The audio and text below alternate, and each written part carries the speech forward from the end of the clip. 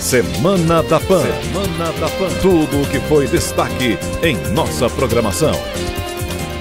Olá, seja bem-vindo. Começa agora mais um Semana da Pan, seu resumo dinâmico de tudo o que foi destaque aqui na programação. Essa edição é dedicada completamente à CPI da Covid no Senado. A semana contou com apenas 2 depoentes, a secretária de Gestão do Trabalho e da Educação do Ministério da Saúde, Mayra Pinheiro, e o diretor do Instituto Butantan, Dimas Covas. A pediatra Mayra Pinheiro foi apontada por Eduardo Pazuello como responsável pelo Traticov, plataforma de promoção do tratamento precoce. Confira os detalhes do dia de depoimento. Gestores e ex-gestores dos estados do Amazonas, Amapá, Pará, Rio de Janeiro, Rondônia, Roraima, Rio Grande do Sul, Santa Catarina e Tocantins, além do Distrito Federal, devem ter que comparecer. As oitivas devem acontecer a partir do dia 17 de junho. De acordo com o presidente da comissão, o senador Omar Aziz, do PSD, o cronograma está sendo cumprido. Não estamos fugindo da CPI, nós estamos fazendo aquilo que o requerimento apensado da CPI manda fazer. Tem um requerimento do senador Randolfo que fala omissão do governo federal e estado do Amazonas por falta do oxigênio, e tem um requerimento assinado por 45 senadores do senador Girão que pede para que a gente investigue recursos do governo federal que foram destinados aos estados. Isso será feito. Outro que deve ser convocado a depor é o ex-assessor da Presidência da República, Arthur Weintraub. Vídeos o apontam como suspeito de ter articulado o suposto gabinete paralelo ao Ministério da Saúde, que aconselhava o presidente Jair Bolsonaro. Já o ex-ministro da Saúde, Eduardo Pazuello, e o atual, Marcelo Queiroga, devem ser reconvocados. Omar Aziz indica que, dessa vez, Pazuello pode não receber a mesma tolerância por parte dos senadores. As mentiras estão aparecendo, não sou eu que estou dizendo, são contradições, né? Agora, se o ministro vier para cá sem nenhum habeas corpus que protege, né, não tenha dúvida que não será da mesma forma como foi a última vez. Nós não vamos ser desmoralizados. No depoimento desta terça-feira, a secretária de Gestão do Trabalho e Educação do Ministério da Saúde, Mayra Pinheiro, voltou a defender tratamento precoce e falou em livre-arbítrio dos médicos. Conhecida nas redes sociais como Capitã Cloroquina, ela reitera que a pasta orienta, mas não recomenda o uso do medicamento. Também afirma que governos têm autonomia e não são obrigados a seguir preceitos da OMS. Questionada sobre o tratamento precoce, Mayra Pinheiro ressaltou que a relação médico-paciente é que dita as regras. É preciso que nós deixemos claro que o Ministério da Saúde nunca indicou tratamentos para a Covid. O Ministério da Saúde criou um documento juridicamente perfeito, que é a nota orientativa número 9, que depois se transformou na nota orientativa número 17, onde nós estabelecemos doses seguras para que os médicos brasileiros, no exercício da sua autonomia, pudessem utilizar esses medicamentos com consentimento dos seus pacientes de acordo com seu livre arbítrio. Logo nas primeiras perguntas do senador Renan Calheiros à secretária, o senador Flávio Bolsonaro intercedeu, criticando a postura do relator, e recebeu uma chamada de atenção de Omar Aziz. Por favor, não vai ter brincadeira aqui. Ela é uma senhora adulta, profissional de saúde, não precisa de babá para responder as perguntas. Por favor. Toda hora. Não está sendo ameaçada, não. Ei, quem está ameaçando ela? Ó? Quem está ameaçando ela? Não, Flávio, não. O doente não pode falar, nós podemos. Sobre a falta de oxigênio em Manaus, a secretária destaca que esteve na capital do Amazonas entre os dias 3 e 5 de janeiro. Mayra Pinheiro afirma, no entanto, que a crise explodiu depois da passagem da comitiva do Ministério da Saúde. A minha prospecção ela durou do dia 3 ao dia 5, eu voltei para Brasília, entreguei os relatórios completos para o ministro, mas eu não participei da compra, aquisição e da logística de fornecimento de oxigênio. Eu não vim aqui para apurar as responsabilidades, mas para fazer o relato do que eu vivi. Claro. O que eu assisti nas unidades básicas de saúde de Manaus é desastroso. assistência e caos. Não havia planejamento estratégico para o enfrentamento da doença. Nas unidades básicas de saúde, nós não tínhamos triagem. Os pacientes que chegavam com Covid eram misturados com pacientes sem Covid, se contaminando mais. Mayra Pinheiro foi confrontada pela senadora Elisiane Gama sobre a recomendação da Sociedade Brasileira de Infectologia pelo não uso da cloroquina. Ela rebateu, afirmando que boa parte dos trabalhos que a entidade utilizou no caso possui graves conflitos metodológicos. Em nota, a associação diz que se pauta por publicações com nível de eficiência reconhecidos pela comunidade científica. A secretária diz que ajudou a articular a transferência de crianças do Amazonas e nega a orientação para o uso da cloroquina em Manaus. Em outro momento da sessão, o senador Renan Calheiros exibiu um áudio em que Mayra Pinheiro defende a imunidade de rebanho e ela reagiu. Qual a tese que o senhor quer que eu concorde? Da imunidade de rebanho? Sim, da imunidade. O áudio que o senhor acabou de mostrar se trata de uma colocação referente à população pediátrica. E na época eu defendia que as crianças não fossem retiradas das escolas. Aliás, a retirada das crianças da escola foi uma das maiores agressões que a gente fez a essa população. E hoje nós temos a certeza que as crianças têm 37,5 vezes menos chance de se contrair a doença e a possibilidade de transmissão a partir de uma criança também é baixa. Um dos pontos mais polêmicos do depoimento foi quando os parlamentares a questionaram sobre o aplicativo Tratikov. Na semana passada, Eduardo Pazuello explicou à CPI que a ferramenta não chegou a ser lançada porque sofreu ação de hackers. Mayra Pinheiro negou o ataque hacker e argumentou que um jornalista fez extrações indevidas do material. A primeira ideia que nós fazemos quando a gente escuta dizer que alguém invadiu um dispositivo é chamar de hackeamento. Que o hackeamento ele não conseguiu, o sistema é seguro, ele não conseguiu hackear. Hackear é quando você usa a senha de alguém, entra dentro de uma plataforma, de um sistema, e nós já tivemos sistemas do governo que foram hackeados. Então não foi hackeado. Foi uma extração indevida de dados. Não houve alteração do que estava proposto. Não, porque o sistema era seguro. O que ele fez foi simulações completamente indevidas, fora de contexto epidemiológico. Não, isso responde. O senador Jorginho Melo, do PL, elogiou o depoimento de Mayra Pinheiro e comemorou a iminente convocação de governadores e prefeitos. Ela, com muita tranquilidade, veio colocar para toda a CPI porquê dos procedimentos, porquê dos protocolos, enfim. Então, tomara que hoje seja um dos últimos dias da cloroquina, porque senão vai virar a CPI da cloroquina. As pessoas querem saber onde é que foi a grana, onde é que foi o dinheiro desviado por muitos governadores, prefeitos. Um documento feito a pedido do senador Renan Calheiros aponta 11 mentiras ou contradições que teriam sido ditas por Mayra Pinheiro. A lista, que foi feita por assessores do relator, aponta incorreções em temas como tratamento precoce, medicamentos, cloroquina, aplicativo Tratikov, Organização Mundial da Saúde, população psiquiátrica, isolamento social e crise em Manaus.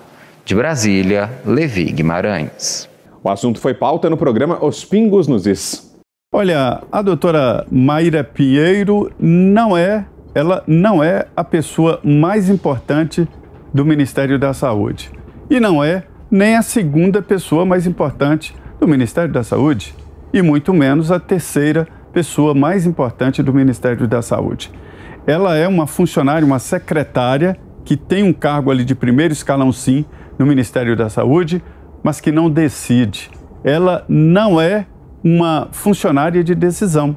Quem decide lá é o ministro. O segundo a decidir é o secretário-geral do Ministério, que faz a parte operacional, cujo secretário-geral já foi o ex-ministro Eduardo Pazuello. E aí, o plenário da CPI tentou fazer com que esta funcionária do Ministério denunciasse o próprio governo. É aquela história, fala mal de seu patrão aí, fala mal de seu patrão. Ela demonstrou ali uma coerência até descrita exatamente pelo histórico dela no Ministério, que passou por vários ministros. Ou seja, a função dela é de seguir com as orientações, primeiro do governo federal e depois do próprio Ministério. E ela manteve a coerência. sobre a cloroquina, que preocupa tanto a CPI, muito mais do que os desvios nos governos estaduais, ela disse o seguinte: médicos estão sendo encurralados em todo o país, alguns estados não permitem nem a fala de um tratamento precoce e, por isso mesmo, não há como checar se o tratamento precoce, o uso de medicamentos que podem salvar vidas. Ela não soube responder porque não tem como fazer exatamente este levantamento nacional. Veja que ponto chegou. E aí ela diz o seguinte, que independente de acreditar ou não na cloroquina, quem tem que prescrever é o médico, e os médicos estão sendo impedidos. Eu, particularmente, acho que é isso mesmo. O médico é que tem que prescrever ou não. E virou um debate de uma CPI. É vacina e, em primeiro lugar, cloroquina. E depois, se der tempo, eles vão pensar em olhar ali de lado os desfalques, os roubos de dinheiro público que já estão sendo investigados até pela Polícia Federal. Esse depoimento, Vitor, diante desta polêmica, mostra exatamente como a CPI está. Esse chamado G7 da CPI reúne 7 dos 11 senadores, ou seja, é a maioria do plenário. E eles querem impor uma realidade paralela da CPI, uma realidade paralela, tentando construir um relatório final que já está pronto na cabeça do senador Renan Calheiros e que vai pesar nas tintas contra o ex-ministro Eduardo Pazuello. Vai haver o pedido de indiciamento dele, vai haver o pedido de indiciamento do ex-secretário de Comunicação Fábio Weingarten, ou seja, eles estão buscando uma narrativa para explicar um relatório final que já está pronto. Eu nunca vi nada parecido em CPI. Essa fala do relator, senador Renan Calheiros, é vergonhosa, porque ela naturaliza uma atrocidade histórica que foi exatamente o que ele tentou fazer no plenário. Naturalizar, banalizar. Os judeus têm sim razão de ficarem ofendidos com essa banalização. E vários pelo país, no Congresso Nacional, reagiram. E Renan Calheiros tentou comparar o que está acontecendo no Brasil com o que aconteceu com os judeus que foram vítimas cruéis, campos de concentração, o Holocausto, né? Não se pode comparar isso a nada da história. Isso tem que ficar no quadro como uma chaga da humanidade para não ser repetido. E o Renan Calheiros vem banalizar uma atrocidade assim. Então a CPI está perdendo espaço, perdendo imagem, exatamente por este embate entre uma realidade que eles tentam criar e a realidade que bate às portas. Cadê o dinheiro da Covid? 120 bilhões de reais que o presidente Jair Bolsonaro mandou para os estados e municípios.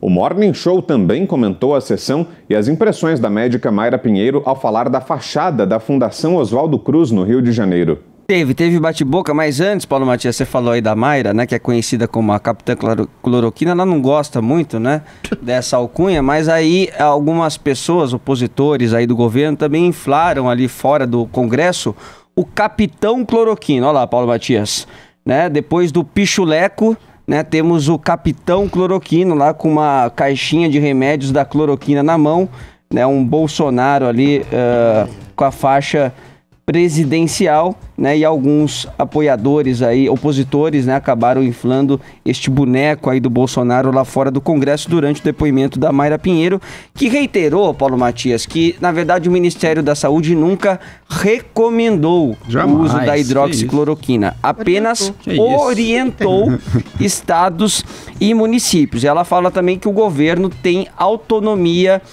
perante a OMS para ceder os seus próprios preceitos, e diz também que em relação ao tratamento precoce, quem dita as regras é a relação médico-paciente. Vamos ver.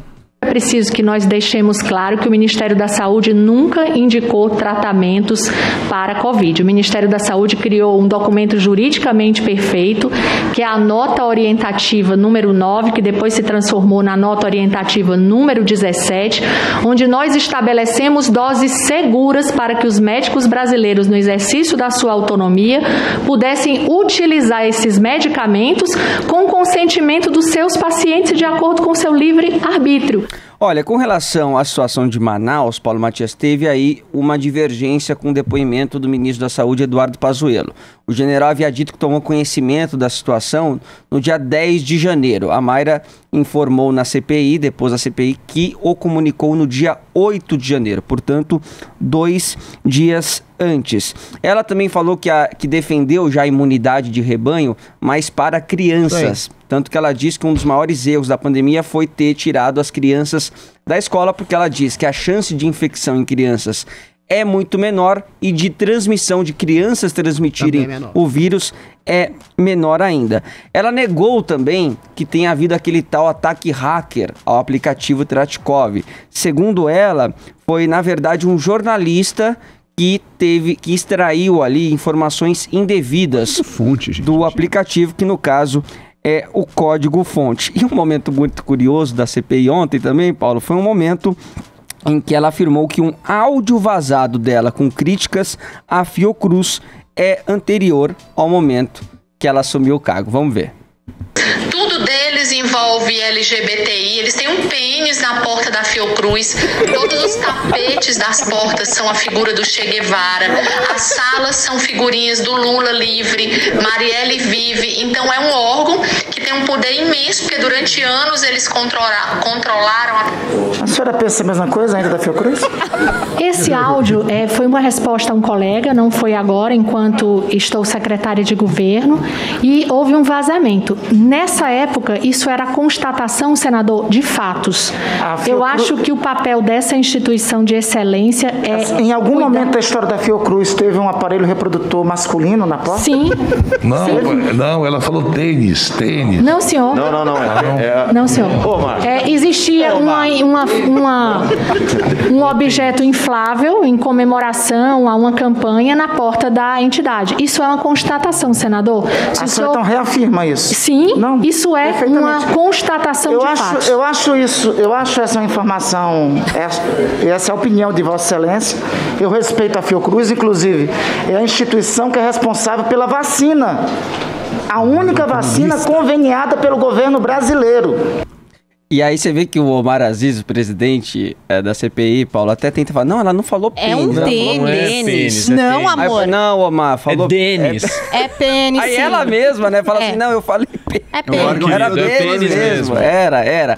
Aí teve pessoas na internet falando que, na verdade, a Mayra se confundiu com o logo da Fiocruz em comemoração aos 120 anos da instituição. Ela achou que isso era um pênis? Ela falou que era um objeto. Alguma campanha de saúde diz ela que foi algo inflável, né? Que tinha ali na porta da Fiocruz. Para o Che Guevara em todos os tapetes da instituição, eu queria ver também. Isso é que é uma fiscalização Mas só tem gente esquerda na Fiocruz. E pra terminar, bate-boca geral na CPI, depois que Renan Calheiros, relator, Paulo Matias, citou o julgamento de Nuremberg, julgamento que condenou os nazistas e aí provocou a revolta dos governistas. A quarta-feira, geralmente marcada por depoimentos, foi usada para a votação de requerimentos. Acompanhe as decisões. A CPI da Covid no Senado aprovou a convocação de 9 governadores e chamou novamente Eduardo Pazuello e o atual ministro da Saúde, Marcelo Queiroga. Serão ouvidos os governadores Wilson Lima, do Amazonas, Ibanez Rocha, do Distrito Federal, Valdez Góes, do Amapá, Helder Barbalho, do Pará, Marcos Rocha, de Rondônia, Antônio Denário, de Roraima, Mauro Carlesse, de Tocantins e Carlos Moisés, de Santa Catarina, além da vice-governadora catarinense Daniela Rainer. Outro convocado é o governador do Piauí, Wellington Dias, que preside o Consórcio Nordeste. O ex-governador do Rio de Janeiro, Wilson Witzel, que sofreu impeachment por fraudes na saúde, também deverá comparecer. Os parlamentares desistiram, por enquanto, de convocar o atual titular do Rio de Janeiro, Cláudio Castro. O senador Jorginho Melo, do PL, explicou o critério para a escolha dos nomes. Foi feita uma linha de corte que só seria convidado agora, neste momento, governadores que tiveram operação da Polícia Federal. Todo o estado que teve, o governador está sendo convidado. Os senadores convidaram ainda médicos infectologistas favoráveis e contrários ao chamado tratamento precoce. Além disso, foram convocados o empresário Carlos Wizard e o ex-assessor da Presidência da República, Arthur Weintraub. Ambos são suspeitos de terem articulado um gabinete paralelo ao Ministério da Saúde que teria aconselhado o presidente Jair Bolsonaro. Também foram chamados a depor representantes da empresa de oxigênio White Martins. O senador Eduardo Girão, do Podemos, reclamou que prefeitos, por enquanto, não serão convocados. Eu relacionei nesses pedidos operações de governadores, operações de prefeitos que nós vamos analisar, e é aí que eu quero divergir dos colegas respeitosamente, porque eu não concordei com o acordo de não olhar para prefeitos. A demanda é clara, estados e prefeituras. O posicionamento de Eduardo Girão irritou o presidente da Comissão Parlamentar de Inquérito. Omar Aziz, do PSD, reiterou que um acordo tinha sido fechado com todos os integrantes da comissão em uma reunião anterior à sessão e partiu para o ataque. Toda a sociedade brasileira que tem inteligência sabe que Vossa Excelência está aqui com um único objetivo: é que a gente não investigue por que a gente não comprou vacina.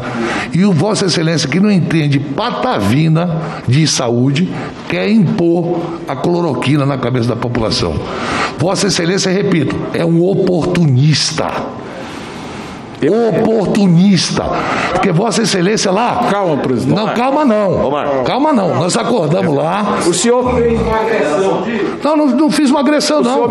Me leve pro Conselho de Ética. Não, vou fazer isso. Me leve pro Conselho de Ética. Eu só quero dizer o seguinte. Me leve pro Conselho de Ética. Eu respeito o senhor. Eu respeito o senhor. Vossa Excelência não respeita ninguém. Agora... Vossa Excelência age sorrateiramente. Vossa Excelência não respeita ninguém. O senhor está sendo pressionado. Não. O senhor está sendo pressionado pela população brasileira que quer toda a verdade. Mas quem está querendo? Vossa Excelência não quer verdade. Vossa Excelência, volto a repetir. O senhor está nessa presidência. Vossa Excelência, não me diga que é meu amigo. Vossa Excelência não é meu amigo, não. Vossa Excelência é sorrateiro. Eu queria fazer uma coisa justa, independente. Outro momento tenso da CPI foi quando Randolph Rodrigues apresentou o requerimento para ouvir o presidente Jair Bolsonaro. O senador da Rede discutiu com Marcos Rogério, do DEM, que classificou a convocação como piada. A piada que o senador Randolph acabou de apresentar à CPI da Covid. É a mesma piada que é vedada pelo artigo 147 do Regimento Interno da Casa. É a mesma piada do artigo 2º da Constituição. Vale para um, não vale para o outro, senhor Marcos Rogério? Ela não encontra... A defesa ensandecida de Jair Bolsonaro está lhe deixando cego. Só é falar em Jair Bolsonaro que o senador Marcos Rogério fica tenso aqui. Começa a ficar com os nervos à flor da pele. O requerimento apresentado por Randolph Rodrigues não foi levado à votação pela CPI. Vice-presidente da comissão, o senador protocolou o pedido em resposta à convocação de governadores, que, na visão dele, é inconstitucional. A convocação dos governadores ofende o artigo 50 da Constituição e o artigo 146 do Regimento Interno. Se puder eles virem, então o presidente da República virá também, né? Dê uma procurada, busca 146 do Regimento Interno. Comissão Parlamentar de Inquérito não pode investigar estados membros da Federação Brasileira, Poder Judiciário, Câmara dos Deputados. As oitivas com os governadores, com o ex-ministro Eduardo Pazuello e com o atual Marcelo Queiroga, estão previstas para acontecer depois do dia 17 de junho, ainda sem ordem definida. Outro membro do governo federal que terá de prestar esclarecimentos é o assessor da Presidência da República, Felipe Martins, além de outros ex-integrantes do Ministério da Saúde. De Brasília, Levi Guimarães. O 3 em 1 teceu comentários sobre os nomes confirmados. Olha, Paulo, eu acho que é mais um jogo de cena política. Eu não vejo isso tendo sequência ou tendo maiores repercussões, a não ser esse bate-boca na CPI. Então, eu vou dividir em duas partes, a avaliação política e a avaliação jurídica. A avaliação política, mais ou menos nessa esteira aí do que já anunciou Randolph Rodrigues, né? Como eles convocaram os governadores, o artigo na Constituição que rege a convocação de governadores é o mesmo que rege a convocação de ministros do Supremo Tribunal Federal e do presidente da República. Então, qualquer autoridade, se eles estão na palavra, né, na avaliação dos oposicionistas, se eles estão cometendo, os outros senadores, uma ilegalidade, eu coloco aqui entre aspas, na convocação dos governadores, então eles poderiam, né, outro poder, eles poderiam perfeitamente convocar o presidente da República, mas esse requerimento sequer foi apreciado, não foi colocado em votação, por isso que eu coloco mais no sentido de uma ameaça política, de um jogo de cena, olha, vocês estão convocando os governadores, podemos convocar o presidente, do que qualquer coisa com efeito prático. Do ponto de vista jurídico, eu conversei com alguns juristas que me disseram que as comissões têm autorização pela Constituição e pelo regimento interno do Senado de pedir esclarecimentos para qualquer autoridade e cidadão, né? Além disso, o presidente pode ser investigado por atos relacionados à sua função, isso sem dúvida alguma, mas também há precedentes também de investigar atos sem estar relacionados diretamente à presidência, mas aí tem um argumento de que só a PGR poderia pedir essa investigação e a Câmara teria que votar esse aval, essa anuência, então é uma discussão que dá um grande embate jurídico. Agora, eu acho que o que ficou de hoje, Paulo, que eu acho que é mais importante enfatizar, são duas coisas. Primeiro, que os requerimentos aprovados com a convocação dos governadores inauguram uma nova fase, uma segunda etapa da CPI, em que as demandas dos aliados do governo federal do presidente Bolsonaro começam a ser atendidas também. E elas estão inseridas naquele segundo pedido, segundo requerimento de instalação da CPI, de autoria do senador Eduardo Girão, que quer investigar justamente os recursos federais que foram enviados a governos, a estados e municípios. Então, foi feito um acordo naquela tal reunião secreta da Sala 7, de que prefeitos não seriam convocados, mas alguns governadores, aqueles cujos estados tiveram operações da Polícia Federal, teriam os requerimentos votados e seriam convocados. Só que aí há um outro precedente que pode dar um nó nisso tudo, que é o seguinte, né? Como disse um senador da oposição, ele falou o seguinte: já participei de CPI e tentativa de convocação de governador, não deu certo. Por quê? Porque o entendimento do STF é de que o Congresso não pode investigar governadores e governos, e aí ele me deu o exemplo da CPI do Cachoeira, quando o ministro Marco Aurélio autorizou que o então governador Marconi Perillo não comparecesse à sessão. Então, há um entendimento também entre governadores oposicionistas que isso também pode ser um balde de água fria, porque esses governadores podem perfeitamente bem entrar com pedidos no Supremo Tribunal Federal para não serem obrigados a comparecer à sessão. E a exemplo do que o ministro Marco Aurélio autorizou no passado, novamente, eles podem ter essa autorização. Então, pode ser que esses governadores nem compareçam à CPI. E um segundo ponto que merece análise, que merece ênfase, é essa cisma, essa espécie de cisão no G7, porque havia senadores oposicionistas como Renan Calheiros e Randolph Rodrigues que claramente não queriam convocação desses governadores agora, porque eles acham que amplia demais o escopo da CPI e faz com que não se avance na apuração das ações e omissões do governo federal. E o presidente Omar Aziz, que ganha uma posição ainda mais estratégica, mais relevante, de ser o árbitro, uma espécie de pêndulo entre esse jogo que pode atender tanto as demandas dos governistas,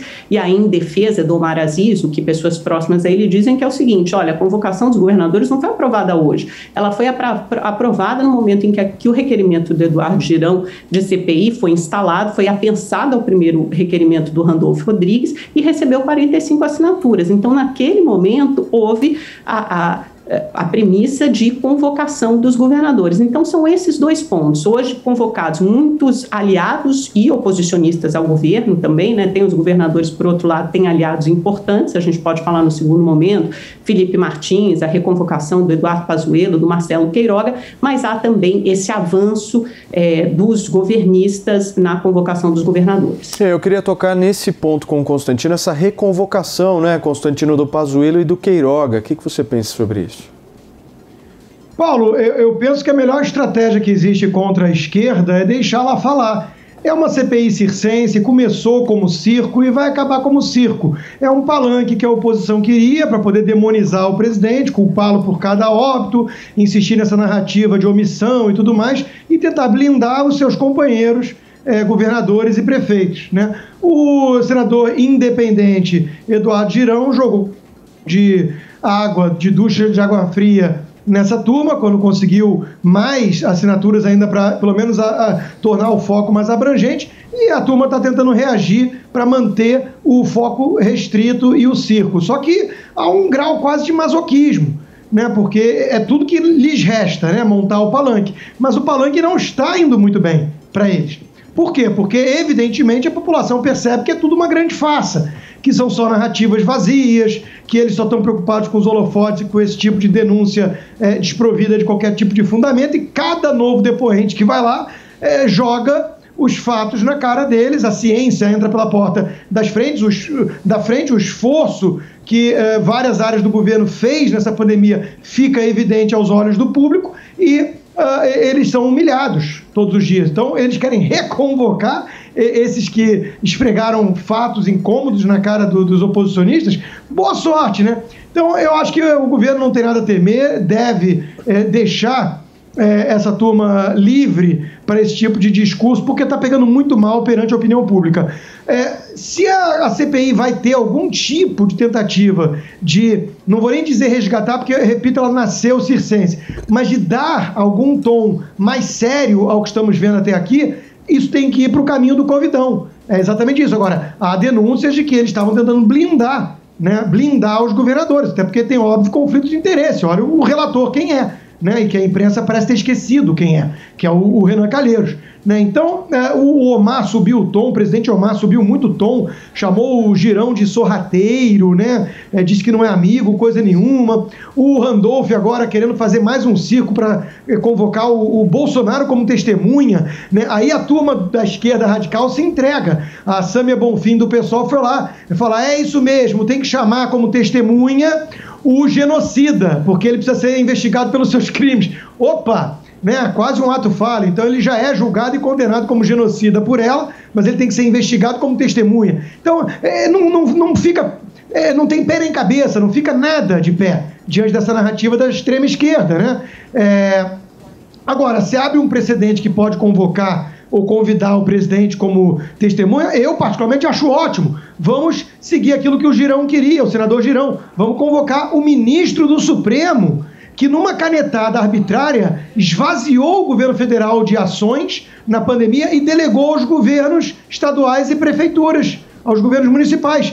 E tudo com base supostamente na ciência, não na Constituição. Então seria ótimo que esses ministros supremos fossem convocados para explicar qual a ciência que justifica essas medidas. O Serrão, o Omar Aziz, que é o presidente da comissão, tem uma postura um pouco dúbia, você não acha? Ele joga um pouco dos dois lados ali. Me chamou a atenção bastante a fala dele há 2 dias atrás, dizendo que se o Pazuello mentir de novo, ou seja, dizendo que o Pazuello mentiu, ele sairia da CPI algemado. Você acha que vai acontecer isso ou não? Não tem nenhuma chance de algemarem um general de exército, ainda como é o Pazuello, numa CPI. O presidente da comissão, Omar Aziz, está exagerando demais na dose.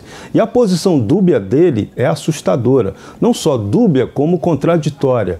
Por exemplo, ele é um dos interessados em que vá lá o governador do estado dele, ou não é? Não, tem horas que parece que ele é, tem horas que parece que ele não é. Ele sabe que vai causar confusão política. Aliás, essa nova etapa dessa CPI, convocando governadores, ela vai servir só para isso, para geração, para lavação de roupa suja entre muitos senadores que pretendem ser candidatos a governador no ano que vem, ou estão disputando até a complicadíssima reeleição. Ano que vem só tem uma vaga por estado para o Senado e muitos desses 27 senadores que serão escolhidos têm enorme chance de não serem referendados pelo povo. Aliás, a tendência é que não sejam referendados pelo povo. É provável uma grande renovação do Senado na próxima eleição, com voto impresso ou sem voto impresso. Então essa comissão ela cria mais uma confusão. Fosse o Brasil um país sério, essa CPI não teria acontecido, porque é uma CPI de roteiro já escrito previamente. Já se sabe que vão tentar indiciar o presidente Jair Bolsonaro no final dela, responsabilizando ele por ação e omissão. Isso já foi dito desde o começo, narrativa pronta. É a piada pronta da narrativa pronta. E essa CPI também pode ter um outro ingrediente se a oposição aos oposicionistas na CPI se recompuser melhor, pode acontecer um outro fato. Pode ser votado aí um substitutivo ao relatório do desmoralizado Renan Calheiros. Então, um circo inútil, o Brasil perdendo tempo em meio a uma pandemia, quando a prioridade deveria ser a saúde pública e, mais ainda, a saúde econômica. O papel do legislativo, nesse momento, deveria ser o de aprovação das reformas estruturais. E fica aquela embromação, fica aquela historinha, o disse-me-disse, esse ano pode ser que não haja tempo para aprovar as reformas. Ano que vem, que é o ano eleitoral, vai ter menos ainda. Então, nunca se aprova nada o que é essencial. E o papel do legislativo não é ficar de CPI, é legislar. Então, o Brasil está tudo errado, nossa classe política vai só demonstrando que ela é uma das mais desqualificadas do mundo em sua maioria. Esse Brasil vai ter que mudar, é isso que o povo brasileiro vai ter que mexer na hora da eleição. Chega de escolher gente incompetente, gente despreparada para o trato da coisa pública. Governadores podem acionar o STF para questionar convocação na CPI da Covid. Acompanhe os detalhes na reportagem de Fernando Martins. A CPI da Covid pode parar no STF. Isso porque um grupo de governadores cogita acionar a Suprema Corte para questionar a constitucionalidade da convocação deles para irem ao Senado. Na quarta-feira, os senadores aprovaram a convocação de 9 governadores, entre outras 7 testemunhas, para depor na CPI. No entanto, se o precedente for aberto, outros chefes do Executivo, como o próprio presidente da República, Jair Bolsonaro, e até mesmo ministros do STF, poderão ser convocados futuramente. Dos governadores convocados, 7 fazem parte da base ou têm proximidade com o governo Bolsonaro. Carlos Moisés de Santa Catarina, Marcos Rocha de Rondônia, Mauro Carlesse do Tocantins, Wilson Lima do Amazonas, Valdez Góes do Amapá, Ibanez Rocha do Distrito Federal e Antônio Denarion de Roraima. Somente Wellington Dias do Piauí e Helder Barbalho do Pará estão na oposição. Antônio Denarion, em entrevista à repórter Letícia Santini, disse ter recebido com tranquilidade a convocação do Senado. Eu até parabenizo o Senado Federal, o Parlamento, porque eles estão, vamos dizer assim, fiscalizando a correta aplicação dos recursos públicos. E aqui no estado de Roraima, nós estamos à disposição para quaisquer esclarecimentos. Qualquer solicitação, qualquer resposta, nós vamos fazer. Wellington Dias, que é presidente do Consórcio Nordeste, coordenador da temática de vacina contra a Covid-19 no Fórum Nacional de Governadores, em nota, disse que os procuradores-gerais dos estados estão trabalhando em uma ação para que seja cumprida a Constituição. Isso, segundo ele, impede convocação de governadores e prefeitos. Senadores estão divididos sobre os trabalhos na CPI. Eduardo Girão criticou a agressividade do comando da comissão. Então, o que está temendo, o que teme, eu não sei. Mas eu vou continuar buscando a verdade, insistindo, sempre de forma pacífica, mas não vou arredar 1 milímetro de buscar que a justiça seja para todos. Randolfo Rodrigues, por sua vez, diz que os requerimentos apenas fortalecem os trabalhos. Talvez até a vinda dos próprios governadores contribua para nós termos um mapa nacional de como foi para as autoridades locais enfrentarem a pandemia com a ausência de uma coordenação nacional. Outros convites e convocações também foram feitos para a próxima semana na CPI da Covid. Vale lembrar que o período será encurtado por conta do feriado de Corpus Christi, no dia 3 de junho. No rol dos próximos dias, já na terça-feira, dia 1º, consta o convite à infectologista Nise Yamaguchi. Na quarta, dia 2, figuram Clóvis Arnes da Cunha, médico-presidente da Sociedade Brasileira de Infectologia, Zeliette Zambon, presidente da Sociedade Brasileira de Medicina de Família e Comunidade, Francisco Eduardo Carlos Alves, especialista em infectologia pelo Emílio Ribas, e o neurocirurgião Paulo Porto de Melo. Depois de ter as convocações confirmadas e a requisição de Jair Bolsonaro no Senado por parte do vice-presidente da comissão no Senado, Randolfo Rodrigues, a CPI deu continuidade nos depoimentos. O diretor do Instituto Butantan, Dimas Covas, foi o último a depor na semana. Confira os principais pontos. Diretor do Butantan declara que discussão política impediu vacinação de milhões de brasileiros e revela negativas de ofertas feitas ao governo federal. Em depoimento à CPI da Covid, Dimas Covas detalhou que 60 milhões de doses da Coronavac poderiam ter sido distribuídas no último trimestre de 2020. De acordo com o médico, o Ministério da Saúde não deu nenhum apoio financeiro aos estudos para desenvolver o imunizante.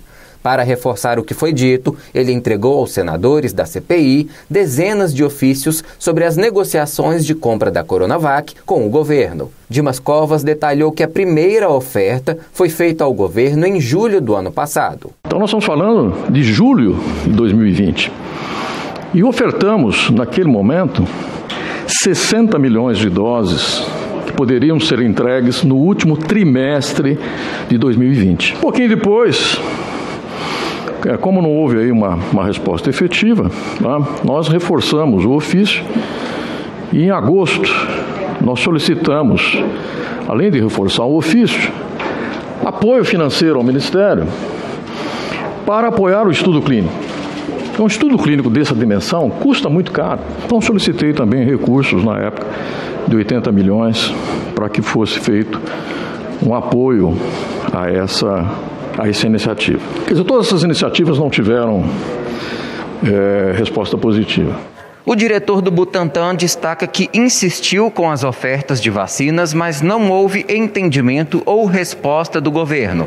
Ele lembra a fala do presidente Jair Bolsonaro, em outubro, de que a Coronavac não seria comprada. De acordo com Dimas Covas, o contrato com o Ministério da Saúde só foi assinado em janeiro. 7 de outubro, eu enviei novamente um ofício ao Ministério, historiando e ofertando 100 milhões de doses.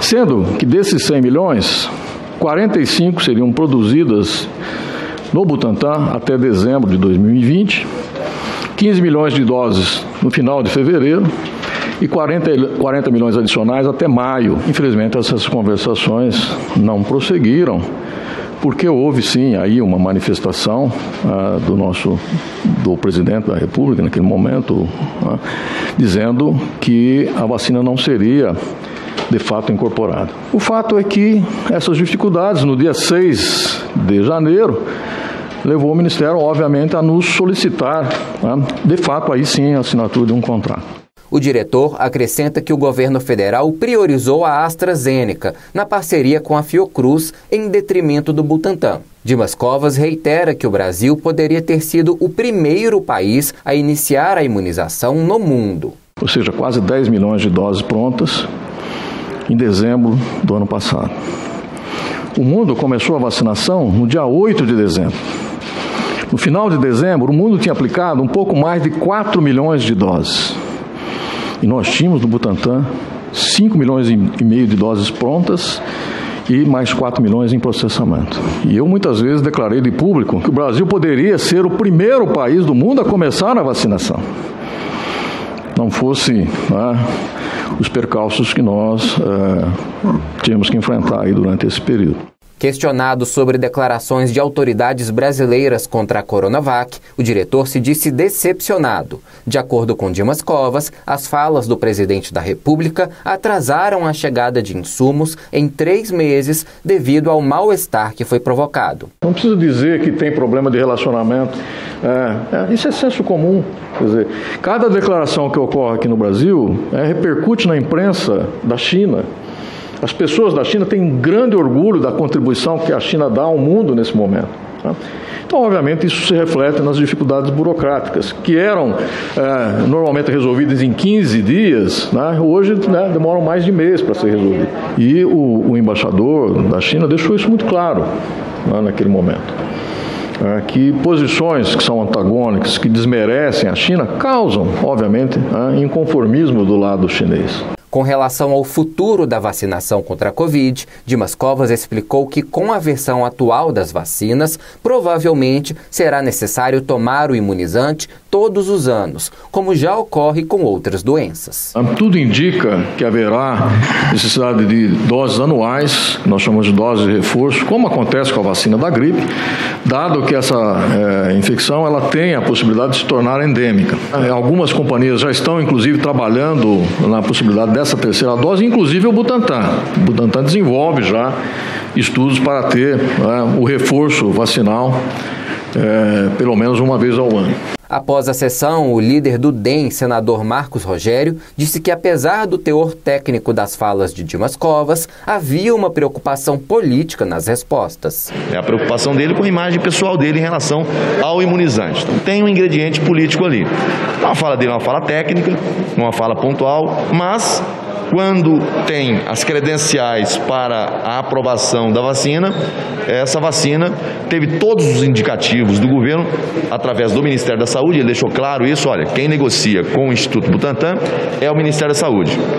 Não é o presidente da República que negocia, não. E a partir de agosto ela se intensifica com o indicativo de compra da vacina a partir do momento que tivesse todas as credenciais. Para o senador Humberto Costa, do PT, o depoimento do diretor do Butantan, assim como os anteriores, mostra que o governo deixou de salvar vidas. Se vocês juntarem 100 milhões de doses da Coronavac e vocês juntarem as propostas que foram feitas pela Pfizer até o primeiro trimestre de 2021,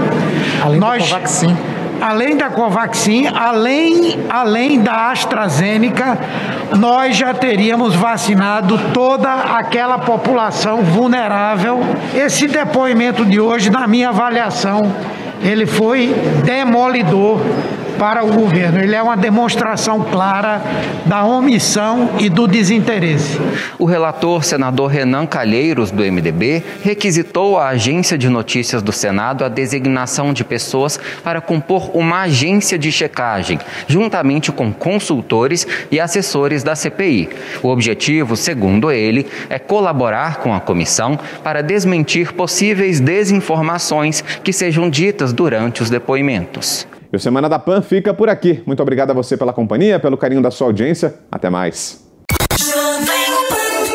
Semana da Pan. Semana da Pan. Tudo o que foi destaque em nossa programação.